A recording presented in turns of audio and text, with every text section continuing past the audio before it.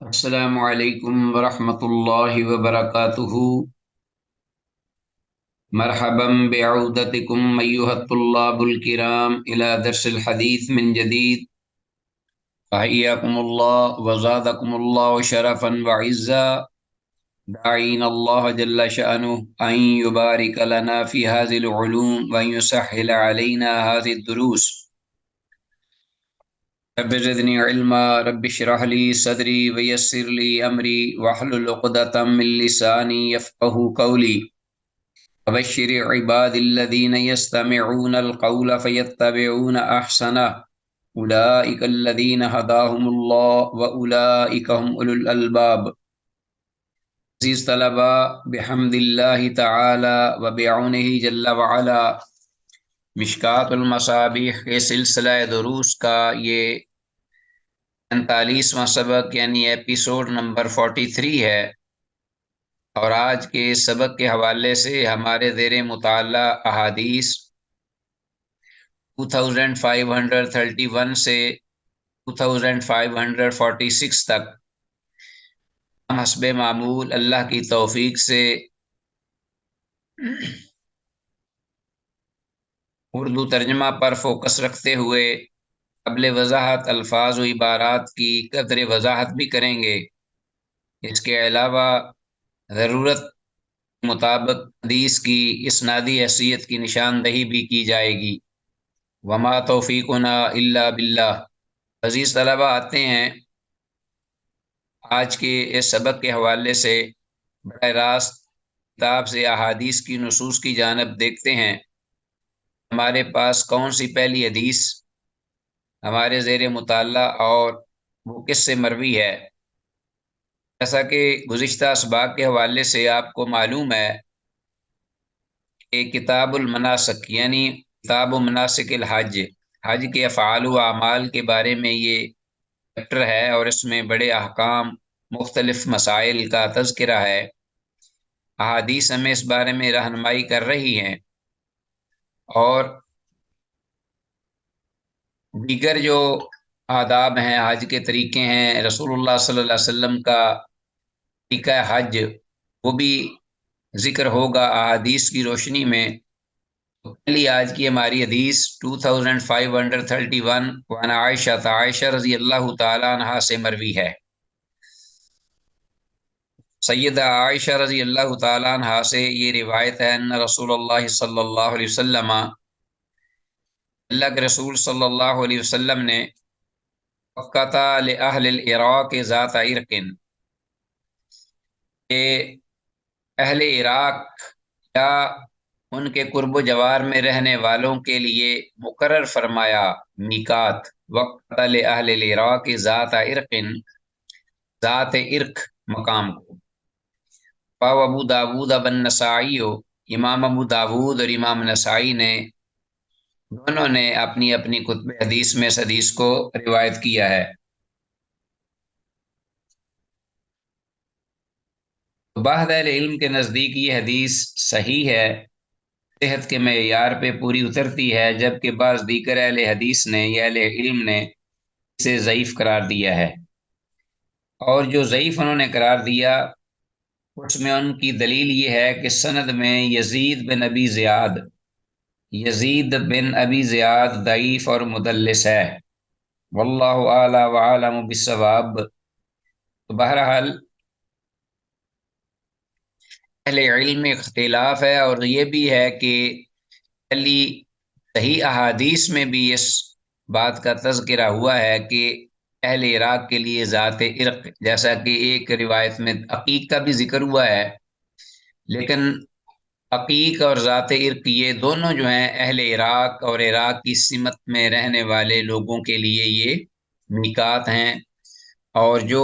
عقیق کے قریب سے گزرتے ہیں وہ وہاں سے احرام باندھ لیں، اور جو ذات عرق یعنی یا نا ذات عرق کے پاس جو وہ جوار میں یا وہاں سے پاس کرنے والے ہیں تو وہ وہاں سے احرام باندھ لیں۔ یہ دونوں طرح جائز اور درست ہے، جیسا کہ بسا اوقات اہل مدینہ ذوالحلیفہ کے بجائے جوفہ جو اہل شام کے لیے خاص ہے، وہاں سے گزرتے ہوئے بھی احرام باندھ لیا کرتے ہیں۔ آگے ہمارے پاس حدیث 2532 وان ام سلمہ رضی اللہ تعالیٰ عنہ، ام سلمہ رضی اللہ تعالیٰ عنہ سے یہ روایت مروی ہے، قالت وہ کہتی ہیں سمعت رسول اللہ صلی اللہ علیہ وسلم یقول، میں نے سنا رسول اللہ صلی اللہ علیہ وسلم کو یہ فرماتے ہوئے، من احل بحجۃ او عمرۃ من المسجد الاقصى الى المسجد الحرام، من احل، جس شخص نے بھی احرام باندھا، احلہ یا احرام باندھتے ہوئے، احلہ بحجۃ و عمرۃ، حج یا عمرہ کی نیت کی، من المسجد الاقصی، مسجد اقصی سے جو کہ فلسطین میں اس وقت، الی المسجد الحرام، مسجد حرام تک، مسجد اقصی سے احرام باندھا مسجد حرام کی جانب حج یا عمرہ کی ادائیگی کے لیے، غفر له ما تقدم من ذنبه وما تأخر، تو معاف کر دیے جائیں گے اس کے گناہ جو کہ اس سے پہلے اس سے ہوئے ہیں، وما تأخر، اور جو بعد میں ہوں گے، یعنی اگلے اور پچھلے گناہ اس کے معاف کر دیے جائیں گے، او وجبت له الجنہ، یا اس کے لیے جنت جو ہے وہ واجب کر دی جاتی ہے۔ تو مطلب ایک ہی ہوا کہ اگر اگلے پچھلے گناہ معاف ہوئے تو پھر ظاہر ہے کہ جنت کا واجب ہونا یا اس کے لیے جنت میں جانا بڑا آسان اور ایزی ہوگا، یا گناہ سب معاف ہو جائیں گے۔ رواه ابو داود و ابن ماجہ، امام ابو داود اور امام ابن ماجہ رحمہم اللہ دونوں نے اس حدیث کو اپنی اپنی کتب حدیث میں روایت کیا ہے۔ 2532 حدیث، تو اس حدیث کی سند ضعیف ہے۔ سند ضعیف کیوں ہے؟ اس لیے کہ سند میں راوی حکیمہ، حکیمہ راوی جسے اکیلے امام ابن حبان رحمہ اللہ نے ثقہ قرار دیا ہے، دیگر اہل علم کے ہاں وہ ثقہ نہیں، جبکہ امام بخاری رحمہ اللہ و دیگر اہل علم، اہل تحقیق نے بھی اس حدیث کو ضعیف قرار دیا ہے، اور یہی موقف زیادہ صحیح ہے جو کہ امام بخاری رحمہ اللہ کا بھی ہے۔ حکیمہ کے بارے میں امام ابن حبان رحمہ اللہ کے سوا کسی نے انہیں ثقہ قرار نہیں دیا، یہ راوی جو ہے یہ ضعیف ہے۔ اللہ اکبر کبیرہ والحمد للہ کثیرہ سبحان اللہ بکرۃ و اصیلا، لہٰذا یہ حدیث قابل عمل نہیں ضعف کی وجہ سے۔ الفصل الثالث، اسی فصل ہے کتاب المناسک، باب المناسک کے حوالے سے، اور پہلی حدیث 2533 عن ابن عباس رضی اللہ تعالیٰ عنہما، عبداللہ بن عباس رضی اللہ عنہما سے یہ روایت ہے، قال، وہ کہتے ہیں، کان اہل الیمن یحجون، اہل یمن حج کیا کرتے تھے، فلا یتزودون، لیکن وہ آتے ہوئے زاد راہ نہیں لیا کرتے تھے، اپنے ساتھ زاد راہ نہیں لیتے تھے۔ عجیب بات ہے، لمبا اتنا سفر ہے یمن سے مکہ تک جانا یا حجاز تک، فلا یتزودون،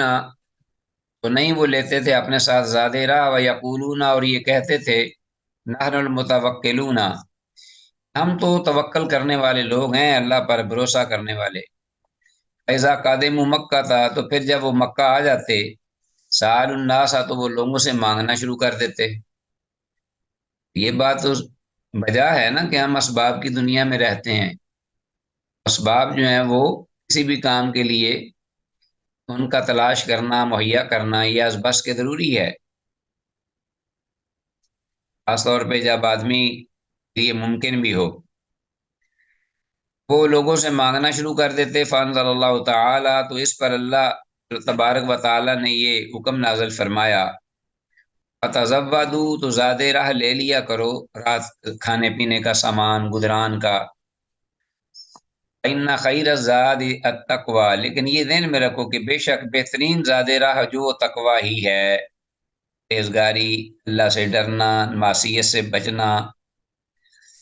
اصل تو یہی ہے، لیکن اس کے ساتھ ساتھ دوسرا زاد راہ بھی لینا چاہیے تاکہ آدمی پریشان نہ ہو اور اطمینان سے اللہ کی عبادت یا بندگی جو ہے وہ بجا لا سکے۔ رواہ البخاری، اسے امام بخاری نے روایت کیا ہے۔ تو عزیز طلبا، اس حدیث کی سند صحیح ہے، اور حدیث میں یہاں التقوی سے مراد اپنے آپ کو سوال سے بچانا بھی ہے، جہاں دیگر معاملات میں یا نافرمانی سے بچنا اور اللہ کے غضب سے بچنا یہ مراد ہے، تقوی اور پرہیزگاری رکھنا، تو یہاں سوال سے بچنا بھی مراد ہے، جبکہ اللہ کا ڈر اس میں یعنی شامل ہے، اس کے اندر، اس حکم کے اندر، ان خیر الزاد التقوی۔ ٹھیک ہو گیا جی؟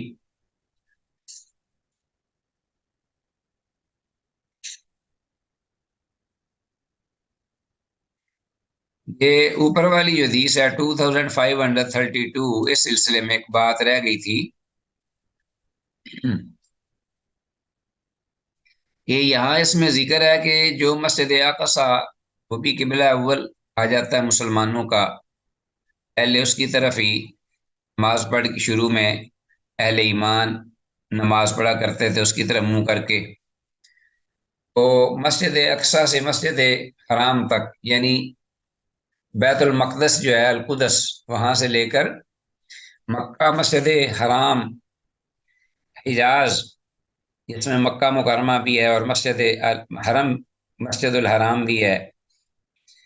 تو یہ اس میں اس بات کا اشارہ ہے۔ بعض یہ کہتے ہیں اس حدیث کو سامنے رکھتے ہوئے، اگرچہ حدیث ضعیف ہے لیکن بعضوں نے اس کی طرف یہ اشارہ کیا ہے کہ احرام باندھنے کی جگہ جتنی دور ہوگی حج اور عمرہ کے لیے احرام باندھنے کی جگہ جتنی دور ہوگی اتنا ہی ثواب زیادہ ہوگا، نیز احرام کی جگہ میقات سے پہلے، احرام کی جگہ میقات سے پہلے احرام باندھنا احناف کے ہاں افضل ہے، مگر نیت یعنی اصل ارادہ جو ہے حج اور عمرے کی نیت یا وہ تلبیہ اور پابندیاں وغیرہ، وہ میقات سے شروع ہوں گی۔ ٹھیک ہے جی؟ اسی طرح حج کے مہینوں سے پہلے بھی احرام باندھنا جائز نہیں ہے۔ حج کے مہینے کون سے ہیں؟ ہاں جی، شوال، ذیقعد اور ذی الحج، شوال بھی، ذیقعد بھی اور ذی الحج بھی، تو حج کی نیت سے احرام باندھنا حج کے مہینوں سے پہلے یہ بھی درست اور جائز نہیں، نہ ہی وہ شمار ہوگا۔ یہ ایک دو باتیں تھیں وہ میں چاہ رہا تھا کہ اس حدیث کے حوالے سے آپ کے ذہن میں ڈال دوں۔ اللہ تعالیٰ ولی التوفیق۔ آگے آتے ہیں، ہمارے پاس عزیز طلبہ حدیث ہے 2534، انا عائشہ عائشہ رضی اللہ تعالیٰ عنہا سے روایت ہے، قالت، وہ کہتی ہیں، تو یا رسول اللہ، میں نے کہا اللہ کے رسول صلی اللہ علیہ وسلم، الناس جہاد، کیا عورتوں پر بھی جہاد ہے، فرض ہے، ضروری ہے؟ قال، آپ نے فرمایا، نعم، ہاں، علیہن جہاد، ان پر جہاد تو ہے، لا قتال فیہ، جس میں لڑائی نہیں۔ وہ پھر کون سا جہاد ہے؟ الحج والعمرہ، تو حج اور عمرہ۔ پہلے بھی حدیث یہ گزری ہے کہ آپ نے فرمایا کہ علیکن جہاد لا قتال فی، اور وہ حج ہے۔ رواہ ابن ماجہ، امام ابن ماجہ رحمہ اللہ نے اس کو روایت کی ہے سنن ابن ماجہ میں۔ 2534 حدیث، حدیث سند کے اعتبار سے صحیح ہے، اور مطلب یہی ہے کہ حج میں لڑائی تو نہیں ہوتی، اگر سفر کی مشقت، اہل خانہ اور اہل وطن کی جو جدائی ہے، داغ مفارقت دینا، ان سے علیحدہ ہونا خاص سے زیادہ وقت کے لیے، وہ ایسے ہی ہے جیسے کہ انسان جہاد میں، تو عورتوں کے لیے تو خاص طور پر ان کے حق میں یہ بے منزلہ جہاد یعنی جہاد ہی ہے، کیونکہ عورتوں کے لیے ایسی مشقت اور محنت اور سفر اور زیادہ مشکل ہو جاتا ہے بنسبت مردوں کے، ہوا جی آگے ہمارے پاس عزیز طلبہ حدیث ہے نیکسٹ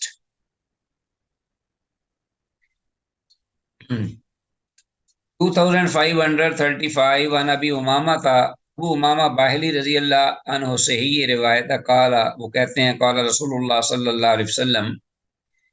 اللہ کے رسول صلی اللہ علیہ وسلم نے ارشاد فرمایا، من لم یمنعہ من الحج، وہ شخص کے جس کو نہیں روکے یا نہ روکے حج سے، حج کی ادائیگی سے، حج ادا کرنے سے، حاجت ظاہرۃ، ظاہری حاجت، ظاہری حاجت سے مراد وہی ہے کہ راستے کا سامان، کھانے پینے کا خرچ، اخراجات، اور اسی طرح سواری کا نہ ہونا، معقول سواری جو کہ اس کو لمبے سفر کے لیے کافی ہو اور اس کو بے حفاظت وہاں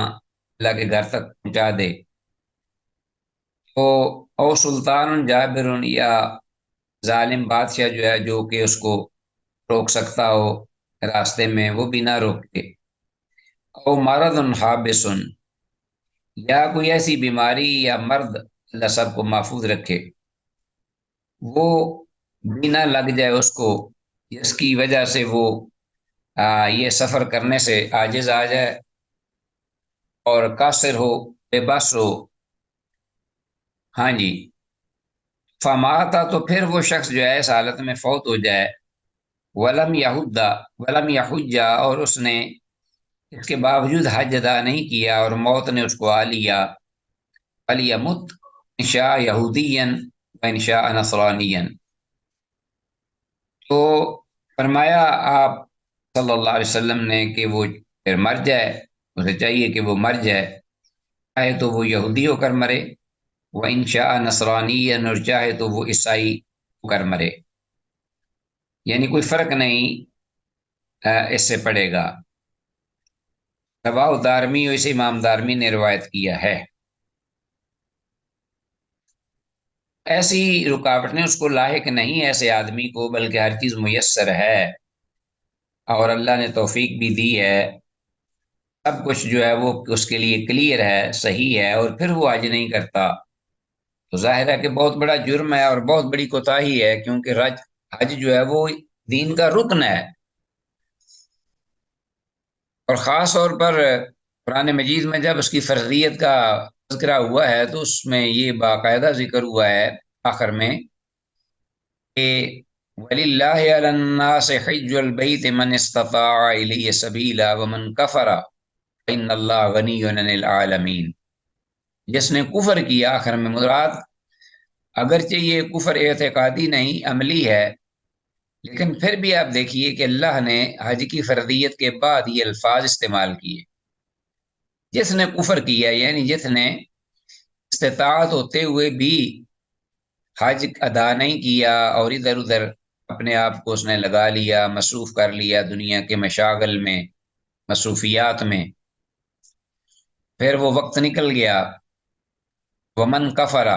فإن اللہ غنی عن العالمین، تو اللہ جہانوں کے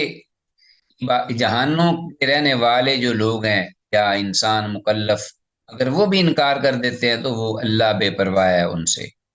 اللہ کی جلالت و عظمت، الوہیت اور اللہ کی جو ساورنٹی، اس کو کوئی فرق نہیں پڑے گا، وہ یہودی مرے یا عیسائی مرے، اللہ کو کوئی پرواہ نہیں ہے، ولیعذ باللہ۔ تو حدیث جو ہے سند کے اعتبار سے تو ضعیف ہے، اس لیے کہ سند میں لیث بن ابی سلیم یا سلیم ضعیف راوی ہے، جبکہ شریک القادی مدلس اور عنان بھی اس کی سند میں موجود ہے، شریک القادی بھی موجود ہے اس کی سند میں جو عنان بھی ہے اور مدلس بھی ہے، اور اسی طرح لیث بن ابی سلیم یا سلیم یہ بھی ضعیف راوی ہے حدیث کی سند میں۔ اسی طرح عزیز طلبہ حدیث کے مطابق کوئی بھی شرعی عذر جو اسے بیت اللہ تک پہنچنے میں رکاوٹ ہو، اسی طرح کسی کا اندھا ہونا اور فالج زدہ ہونا، فالج والا ہونا بھی انسان سے حج کی فرضیت ساقط کر دیتا ہے،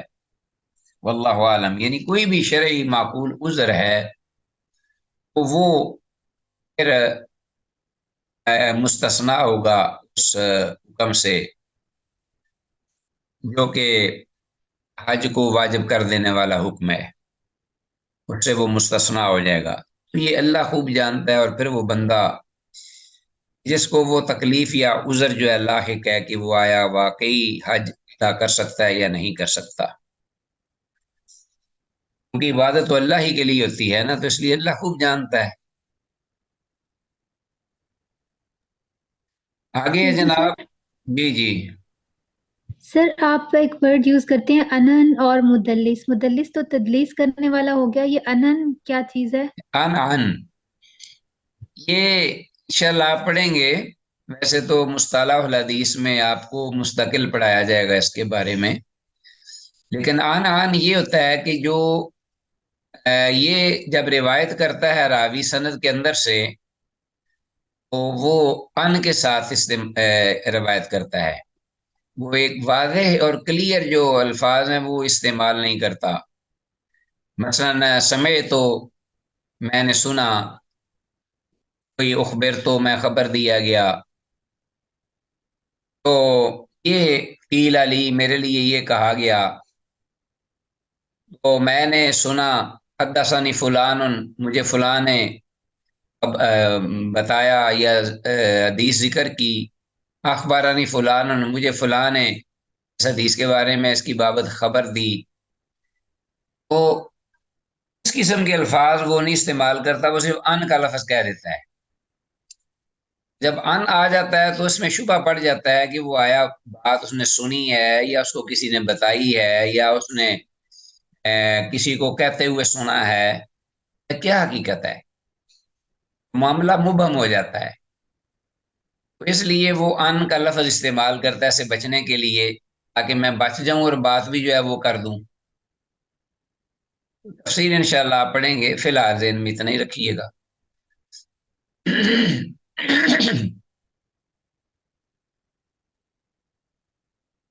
چلیے جی آگے حدیث ہے ہمارے پاس، یعنی سیغہ تمریز جو ہے نا، تمریز کے سیغے ان کے ساتھ وہ ذکر ہوتا ہے، ان جو ہے قسم کا اپنا مریض بیمار جو سیغہ ہے وہ جو کلیئر نہیں ہوتا۔ اچھا جی، 2536 حدیث ہے آگے ہمارے پاس۔ وعن ہو، اور ابو ہریرہ رضی اللہ عنہ سے یہ روایت ہے، قال وہ کہتے ہیں، سمیعت رسول اللہ صلی اللہ علیہ وسلم یقول، میں نے رسول اللہ صلی اللہ علیہ وسلم کو یہ فرماتے سنا، وفد اللہ ثلاثتن، کہ اللہ کے وفد یعنی ڈیلیگیشن، اللہ کی جانب جو آتا ہے کسی کی طرف، اللہ کی طرف جانے والا وفد یعنی گروہ، جی مراد اس سے ہے کہ جو اللہ کی طرف جاتے ہیں اللہ کا قرب حاصل کرنے کے لیے، اللہ کی رضا، خوشنودی، اللہ ہم پہ راضی ہو جائے، اللہ کا ہمیں قرب حاصل ہو جائے، اس یہ مراد ہے وفد اللہ، اللہ کا وفد یعنی اللہ کی تقرب اور رضا کا قصد ارادہ کرنے والے۔ ثلاثتن تین قسم کے ہیں، الغازی ایک تو مجاہد ہے جہاد کرنے والا، والحاج جو اور ایک حج کرنے والا، والمعتمر اور ایک عمرہ کرنے والا، والنسائی والبہقی وفی شعب الایمان، اسے امام نسائی اور امام بہقی نے، امام نسائی نے اپنی کتاب میں اور امام بہقی نے شعب الایمان میں اس حدیث کو ذکر کیا ہے۔ حدیث میں الفاظ وفد اللہ، اس کو انڈر لائن کیجیے، اس سے مراد اللہ تعالیٰ کے مہمان ہیں، ٹھیک ہے جی۔ اور اس حدیث کی سند حسن یعنی صحیح ہے، ہو گیا، کلیئر ہے۔ آگے ہمارے پاس حدیث ہے 2538 وان ابن عمر، عبداللہ بن عمر رضی اللہ تعالیٰ عنہما سے یہ روایت ہے، قال وہ کہتے ہیں، قال رسول اللہ صلی اللہ علیہ وسلم، کہ رسول اللہ صلی اللہ علیہ وسلم نے ارشاد فرمایا، اذا لقیت الحاج، جب تو حجی کو ملے، یعنی حج کے آنے والا واپس اپنے وطن، اپنے گھر، اپنی بستی گاؤں میں آئے، تو اس سے ملے،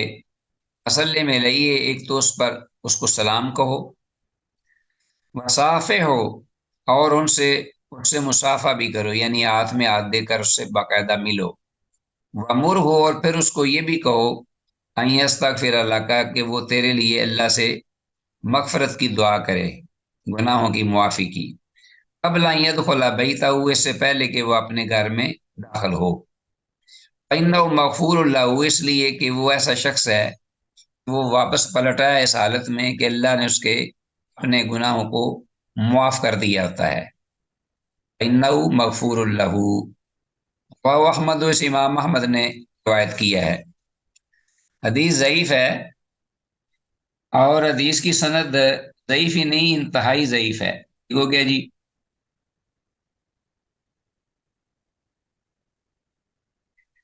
इसलिए कि सनद में मोहम्मद बिन हारिस अल हारसी, मोहम्मद बिन हारिस अल हारसी ज़ईफ है। मोहम्मद बिन हारिस अल हारसी ज़ईफ रावी है, ज़हन में रखिए। खास तौर पर जब ये रिवायत करता है मोहम्मद बिन अब्दुर्रहमान अल बैलमानी से, तो ये फिर ज़ईफ होता है। इस रावी पर भी इब्ने अदी और इब्ने हिब्बान रहमहुमुल्लाह की जानब से, यानी दोनों मुहद्दिसीन की जानब से इत्तेहाम भी है। जो रावी है मोहम्मद बिन अब्दुर्रहमान अल बैलमानी, जब ये रिवायत करे तो ज़ईफ है। और इस रावी पर इब्ने अदी और इब्ने हिब्बान रहमहुमुल्लाह दोनों की जानब से, यानी दोनों ने इस पे तहमत लगाई है। ठीक हो गया जी। अच्छा, इत्तेहाम की मतलब, जब इत्तेहाम का लफ्ज आता है तो उससे मुराद झूठ की तहमत होती है, कि यानी झूठ बोलता है ये शख्स।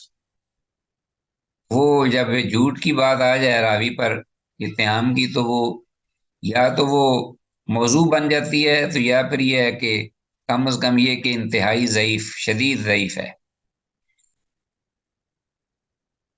आगे हमारे पास हदीस है 2539। वह नबी हुरैरा था, अबू हुरैरा रज़ी अल्लाह तआला अन्हु से ये रिवायत मरवी है। काला, वो कहते हैं, काला रसूलुल्लाह सल्लल्लाहु अलैहि वसल्लम, अल्लाह के रसूल सल्लल्लाहु अलैहि वसल्लम ने इरशाद फरमाया, मन खराज हाजन औ मुतामिरन, जो शख्स हज करने या उम्रा करने की गरज से निकले, औ गाजियन, या गाजी होते हुए यानी मुजाहिद बनकर निकले जिहाद करने की गरज से, तुम माता फी तरीक़ ही, फिर वो अपना अमल पर अंजाम देने से पहले फौत हो जाए, यानी रास्ते में ही उसको मौत आ जाए, फौत हो जाए, कतब अल्लाह लहू, अल्लाह ताला लिख देता है उसके हक में अजर गाजी, मुजाहिद का अजर, वल हाज, और हज करने वाले का, वल मुतामिर, और उम्रा करने वाले का अजर लिख देता है अल्लाह। तो जाहिर है कि ये एक खालिस नीयत की बात है, कि जो भी सही और खालिसतन लिवजहिल्लाह इबादात की बजावरी के लिए घर से निकलता है, और रास्ते में वो उस अमल तक पहुंचने से पहले फौत हो जाता है, मौत आ लेती है, तो वो अमल उसके हक में लिखा जाएगा, और उसका अजर भी उसको मिलेगा। इन्नमा युतन्नासु ला कद्रि निय्यातिहिम व इन्नमा लिकुल्लि इम्रिइन मा नवा। हदीस में आता है कि हर आदमी के लिए वही है जो उसने इरादा किया, नियत की। वाहुल बहकी फी शुआबिल ईमान, इमाम बहकी ने इसको शुआबुल ईमान में जिक्र किया है। तो बहरल हदीस की सनद ज़ईफ है, इसलिए कि इसकी सनद में मोहम्मद बिन इसहाक मुदल्लिस और अनान है। इसी तरह अल हुसैन बिन अब्दुल अव्वल, रावी और सनद में अल हुसैन बिन अब्दुल अव्वल मजरूह रावी, यानी उस पर मुहद्दिसीन ने जरा की है, और जमहूर अहले इल्म ने इसे ज़ईफ भी करार दिया है। ठीक हो गया जी। आते हैं अजीज तलबा, नेक्स्ट हम किताबुल मनासिक, यानी हज के और उम्रा के जो अहकाम है, मसाइल हैं, ज़िमन में अब बाबुल इहराम व तलबिया, इहराम बांधने और तलबिया कहने के बारे में ये बाब है। इहराम कैसे बांधे, और तलबिया क्या है, उसके अल्फाज क्या हैं, और कब और किस वक़्त उसका आगाज होता है, और कब उसकी इंतहा। अल फस्लुल अव्वलु, پہلی فصل اس بارے میں ان عائشہ سید عائشہ رضی اللہ عنہ کی حدیث ہے، قالت کہتی ہیں کہ کن تو اطیب رسول اللہ صلی اللہ علیہ وسلم لحرام ہی، میں خوشبو لگایا کرتی تھی رسول اللہ صلی اللہ علیہ وسلم کو آپ کے احرام کے لیے، یعنی جب آپ احرام باندھنا چاہتے، قبل ان یحرما، اس سے پہلے کہ آپ محرم ہو جاتے یا احرام باندھ لیتے تو میں آپ کو خوشبو لگایا کرتی، وَلِحِلِّهِ قَبْلَ أَن يَطُوفَ، اور اسی طرح پھر 10 ذی الحج کو بھی جب آپ یعنی جزوی حلال ہوتے تھے، یعنی احرام کھول دیتے تھے، وَلِحِلِّهِ قَبْلَ أَن يَطُوفَ بِالْبَيْتِ، طواف زیارت سے پہلے، وہ جو 4 دن ہوتے ہیں نا، اب 4 عمل اعمال ہوتے ہیں، اپنا جمرہ، کنکر مارنا، قربانی، اور پھر اسی طرح بالوں کو کٹوانا، اور پھر بیت اللہ شریف آ کر طواف افاضہ کرنا، یہ 4 کام اس دن ہوتے ہیں، یعنی 10 ذی الحج کو، وہ بڑا دن کام کرنے کا ہوتا ہے، اس دن کی بات ہے۔ پھر حضرت عائشہ رضی اللہ عنہ جب رسول اللہ صلی اللہ علیہ وسلم قربانی کر کے اپنے بال منڈوا لیتے تو پھر وہ جزوی آدمی جو ہے وہ حلال ہوتا ہے، کلی طور پہ نہیں، لیکن احرام کھول دیتا ہے، تو اس وقت بھی پھر عائشہ رضی اللہ عنہ آپ کو خوشبو لگاتی، پھر آپ طواف بھی کرتے، طواف زیارت کرتے، جسے طواف افاضہ بھی کہتے ہیں، اور یہ بھی رکن ہے۔ اچھا جی، قبل ان یطوف بالبیت بطیب، ایسی خوشبو فی مسکن، جس میں کستوری ہوتی، کستوری کی ملاوٹ، انی انظر الی وبیس الطیب، گویا کہ عائشہ رضی اللہ عنہ کہتی ہیں کہ گویا کہ انظر، میں دیکھتی ہوں یا دیکھ رہی ہوں، ایسے لگتا ہے میں دیکھ رہی ہوں، الی وبیس الطیب فی مفارق رسول اللہ صلی اللہ علیہ وسلم، کہ رسول اللہ صلی اللہ علیہ وسلم کے سر کے مانگ میں، مانگ ہوتا ہے نا درمیان سے جو بالوں کو نکالتے ہیں کنگھی کرتے ہوئے، مانگ، گویا کہ میں دیکھ رہی ہوں رسول اللہ صلی اللہ علیہ وسلم کے مانگ میں اپنا خوشبو کی سفیدی، وبیس، ہاں ٹھیک ہے جی، یا سفیدی سے مراد چمک ہے۔ وہ محرم، اس حال میں کہ آپ احرام میں ہوتے، متفق علیہ، تو حدیث یہ ہم بیان کر رہے تھے 2540، یہ حدیث تھی ہمارے زیر مطالعہ۔ حدیث میں الفاظ وبیس الطیب اور وبیس الطیب، وبیس الطیب یہ الفاظ ہیں، کانی انظر الی وبیس الطیب، اس سے مراد ہے خوشبو کی چمک یا خوشبو کی سفیدی، اور اسی طرح عبارت ہے وَلِحِلِّهِ قَبْلَ أَن يَطُوفَ بِالْبَيْتِ، اس عبارت سے یہ مراد ہے جیسا کہ میں نے ذکر کیا، اور اسی طرح جب آپ طواف افاضہ سے پہلے احرام کھولتے تو آپ صلی اللہ علیہ وسلم کو کستوری کی خوشبو لگایا کرتی تھی، طواف افاضہ سے پہلے، یعنی وہی 10 ذی الحج کو، جو 4 کام ہوتے ہیں اس دوران۔ آگے ہمارے پاس حدیث ہے 2541، وان ابن عمر، عبداللہ بن عمر رضی اللہ عنہما سے یہ روایت، قال، وہ کہتے ہیں، سمیت رسول اللہ صلی اللہ علیہ وسلم یحل ملبدن، کہ میں نے رسول اللہ صلی اللہ علیہ وسلم کو سنا کہ آپ یحل، کہ اپنا آپ کر رہے تھے اپنا احرام کی جو ہے نا نیت، ارادہ وہ کر رہے تھے، یحل، اس کا معنی احرام باندھنے کی نیت کرنا اور تلبیہ پکارنا، یحل ملبدن، کس حال میں کہ آپ اپنے بالوں کو چپکایا ہوا تھا آپ نے، یعنی اپنے بال جو ہے وہ ان کے، آپ صلی اللہ علیہ وسلم کے جو گیسو مبارک یعنی بال تھے سر کے، وہ جڑے ہوئے تھے، یحل ملبدن، بالوں کو یعنی جمائے ہوئے آپ جو ہے وہ کیا کر رہے تھے، احرام کی اپنا ابتدا کر رہے تھے، تلبیہ جو ہے اس کا آغاز کر رہے تھے، احرام باندھنے کی نیت ارادہ فرما رہے تھے، کس حال میں کہ آپ کے سر کے بال جڑے ہوئے تھے، کیا مطلب، خوشبو لگائی ہوئی تھی آپ نے اور اس کے ساتھ وہ बाल आपस में जमे हुए थे। तो यकूल आप फरमा रहे थे, लब्बैक अल्लाहुम्मा लब्बैक, हाजिर हूँ ऐ अल्लाह, मैं हाजिर हूँ, लब्बैक हाजिर हूँ, ला शरीक लक, तेरा कोई शरीक नहीं, लब्बैक ऐ अल्लाह मैं हाजिर हूँ तेरी बारगाह में। इन्नल हम्दा, बेशक हर किस्म की तारीफ, व नेमता और नेमत, लका वो तेरी ही ज़ात से है, तेरे ही लिए है हम्द, और तुझसे ही हर किस्म की नेमत जो है वो अपना जाहिर होती है, सादिर होती है। वल मुल्क, इन्नल हम्दा व नेमत लका वल मुल्क, और इसी तरह मुल्क भी तेरा ही है अल्लाह, तेरी बादशाही है, तेरा ही इख्तियार है, ला शरीक लक, तेरा कोई शरीक नहीं। ला यजीद वला हाउला अल कलिमात, आप तलबिया में इन कलिमात से ज्यादा और कोई कलिमात या अल्फाज नहीं कहते थे। ये पूरा तलबिया है आपका, सही मुत्तफक अलैह ये हदीस है और बिल्कुल सही है। लिहाजा तलबिया सही और दुरुस्त यही है। अल्लाह अकबर। 2541 ये हदीस है,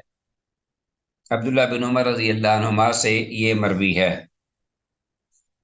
हदीस में अल्फाज युहिल्लु मुलब्बिदन, जैसा कि मैंने कहा, इसका मतलब अंडरलाइन कीजिए कि बुलंद आवाज से तलबिया कहते हुए, यानी तलबिया कहते थे, यानी तलबीद के साथ, तलबीद, लब्बदा युलब्बिदु तलबीदन, यानी मुलब्बिदन, फहुवा मुलब्बिद, ये तफ़ईल से बाब फाइल है, मुलब्बिदन। ये साल में कि आप जो है वो अपने सर के बाल जो है उनको आप गूंदे हुए थे। तो सर के बालों को गूंदना या गूंद वगैरह से चिपकाना ताकि बाल गर्दो गुबार से खराब ना हों, ये भी ठीक है और दुरुस्त है। तो मैंने बात शुरू में कही थी कि गोया कि ये गूंदे हुए थे बाल या जुड़े हुए थे खुशबू की वजह से, नहीं। यहाँ मुराद है अलग गूंदना, और गूंद के लिए कोई ऐसी चीज का इस्तेमाल जिससे बाल आपस में जुड़ जाएं और बिखरे ना। तो मकसद यही था कि ताकि बाल जो है वो बिखरे हुए अगर होंगे तो उनमें गर्दो गुबार घुस जाएगा।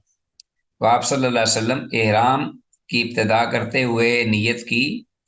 तो आप तलबिया जो है वो पढ़ रहे थे और आपके सर के बाल जो है वो गूंदे हुए थे। तो गूंद वगैरह से चिपकाना इसमें कोई हर्ज नहीं, बालों वगैरह को एहराम के वक्त। आगे है जी हदीस हमारे पास, वान हो अब्दुल्ला बिन उमर रदियल्लाहु अन्हुमा से ये रिवायत मरवी है, काला कहते हैं, काना रसूलुल्लाह सल्लल्लाहु अलैहि वसल्लम, कि अल्लाह के रसूल सल्लल्लाहु अलैहि वसल्लम थे, ज़ाद खला रिजलहु फिल गर्ज़, जब आप अपना पाँव मुबारक रखते,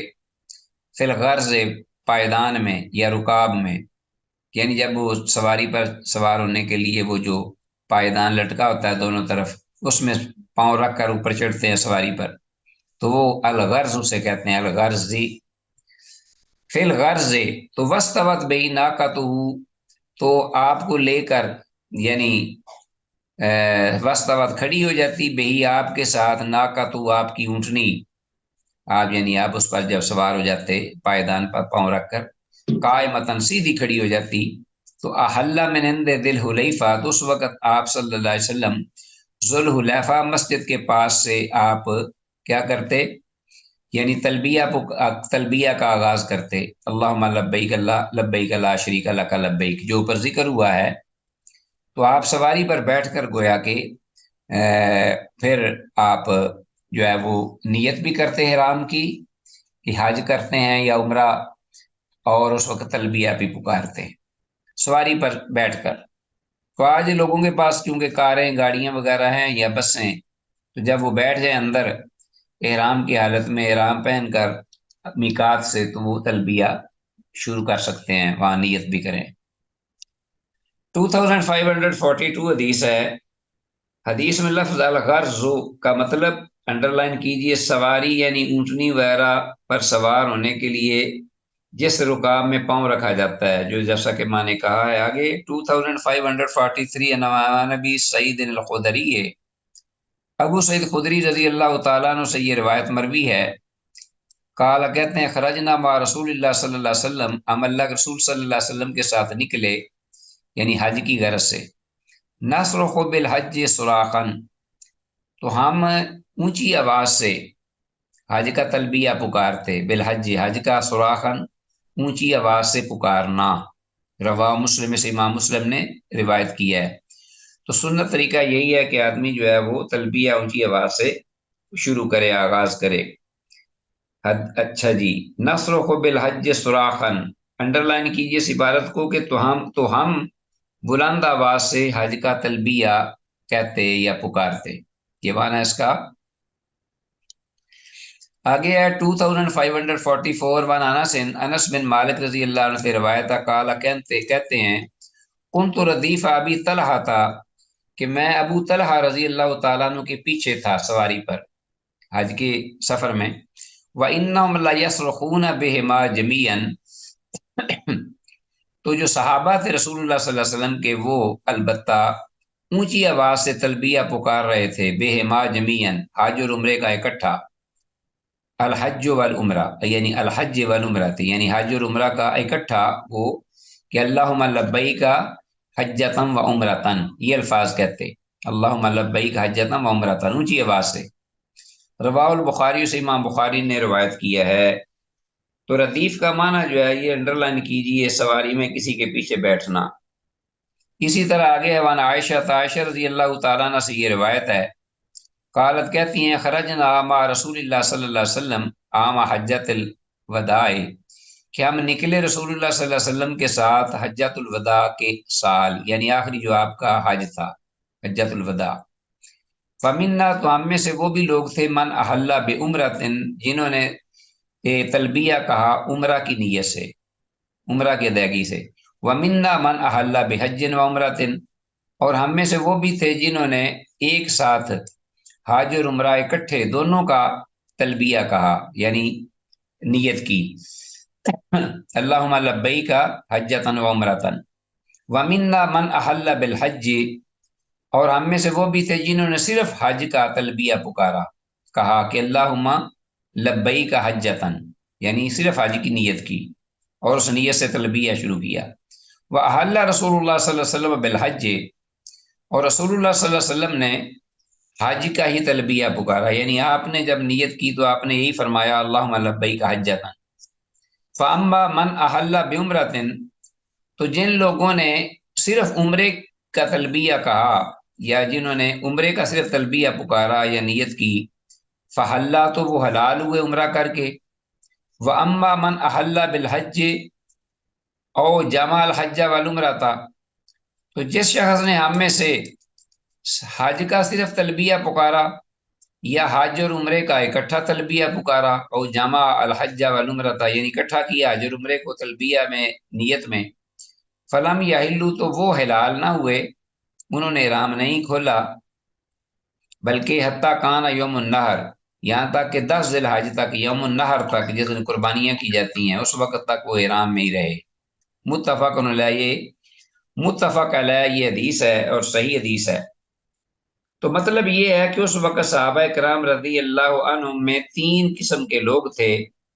کسی نے تمتع کا، کسی نے قران کا، اور کسی نے افراد کا احرام باندھا ہوا تھا۔ حج کی 3 قسمیں ہیں، ان کا ہم نے پہلے ذکر کیا ہے۔ تو یہ اختیار مقام صرف میں دیا گیا تھا، پہلے مقام ایک صرف راستے میں آیا تھا، وہاں یہ اختیار دیا گیا،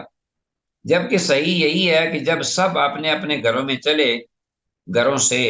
سب چلے، تو سب کا ارادہ صرف حج کا ہی تھا، اور صرف حج کا ہی احرام یعنی تلبیہ وہ پکارنا چاہتے تھے۔ آپ صلی اللہ علیہ وسلم نے گھر سے چلتے ہوئے حج افراد کا یعنی احرام باندھا، اور جب ذوالحلیفہ میں وادی عقیق میں رات گزاری تو وہاں آپ صلی اللہ علیہ وسلم کو قران کا حکم ہوا اللہ کی طرف سے کہ حج اور عمرے کو اکٹھا کرو، تو آپ صلی اللہ علیہ وسلم نے پھر اس وقت یہ فرمایا اللہم لبیک بحجۃ و عمرۃ۔ پھر جب مکہ تشریف لائے تو معلوم ہوا کہ مشرک حج کے مہینوں میں عمرہ کی ادائیگی کو برا جانتے ہیں، یعنی خاص طور پر ذیقعد میں، تو آپ نے اس رسم بد کو توڑا اور صحابہ کرام رضی اللہ عنہم سے فرمایا کہ تم عمرہ کر کے احرام کھول دو، اور حج کا احرام فسخ کر دینے کا حکم دیا، اور یہ بھی فرمایا کہ اگر میں پہلے سے جانتا جو بعد میں مجھے معلوم ہوا تو میں قربانی کا جانور اپنے ساتھ نہ لاتا، مطلب یہ کہ لوگوں کے ساتھ میں بھی احرام کھول دیتا، چونکہ میرے ساتھ قربانی کا جانور ہے، میں ساتھ لے آیا ہوں، اس لیے میں حج کران ہی کروں گا۔ تو حدیث میں ایک اعتبار سے تعلیم دینا بھی مقصود تھا کہ حج کی تینوں صورتوں میں کوئی بھی صورت ممکن ہو تو اس کی ادائیگی سے فریضہ حج ادا ہو جاتا ہے۔ ٹھیک ہو گیا جی؟ تو انشاءاللہ یہ احکام میں نے آپ کو سنا دیے ہیں، کہ بار بار آگے آئیں گے اور ان کا اعادہ بھی ہوگا، تذکرہ بھی، تو اچھی طرح آپ کے ذہن میں نقش ہو جائیں گے، جاگزیں ہو جائیں گے۔ تو آج کے سبق کی آخری حدیث پڑھ لیجئے۔ وان ابن عمر رضی اللہ عنہما قال، عبداللہ بن عمر رضی اللہ عنہما سے یہ روایت مروی ہے، وہ کہتے ہیں تمتع رسول اللہ صلی اللہ علیہ وسلم فی حجۃ الوداع بالعمرۃ الی الحج، کہ رسول اللہ صلی اللہ علیہ وسلم نے فائدہ اٹھایا حجۃ الوداع کے موقع پر عمرہ اور حج کو ایک ساتھ ملا کر، یعنی آپ نے کران کیا، حج کران۔ بعدا آپ نے ابتدا کی فحل بالعمرۃ، عمرہ کی نیت سے، عمرہ کی ادائیگی کی نیت سے ابتدا کی۔ ثم احل بالحج، پھر آپ نے راستے میں حج، عمرہ اور حج دونوں کا اپنے نیت کی، جیسا کہ میں نے ابھی ذکر کیا ہے کہ آپ صلی اللہ علیہ وسلم کو وادی عقیق میں جب رات گزاری تو وہاں آپ کو کران کا حکم ہوا، تو پھر آپ نے اللہم لبیک بحجۃ و عمرہ دونوں کا الگ اکٹھا جو ہے وہ تلبیہ پکارا۔ تو اس طریقے سے یہ آپ صلی اللہ علیہ وسلم نے صحیح جو موقف ہے اس کے مطابق حج کران ہی کیا تھا، یعنی حج اور عمرہ کو اکٹھا، اور آپ نے احرام نہیں کھولا۔ اور اس لیے بھی کہ جب مکہ پہنچے، جیسا کہ میں نے ذکر کیا ہے کہ مکہ والے جو تھے پہلے مشرک بفور اسلام، وہ یہ سمجھتے تھے کہ حج کے مہینوں میں یا خاص طور پر زیقات میں عمرہ کرنا درست نہیں، یہ ایک برا عمل ہے۔ تو آپ صلی اللہ علیہ وسلم نے ان کی اس رسم بد کو بھی توڑا اور عمرہ بھی کیا۔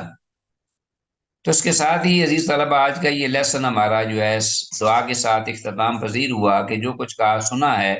اللہ تعالیٰ اس کو پڑھ کر اس پر عمل کی توفیق دے،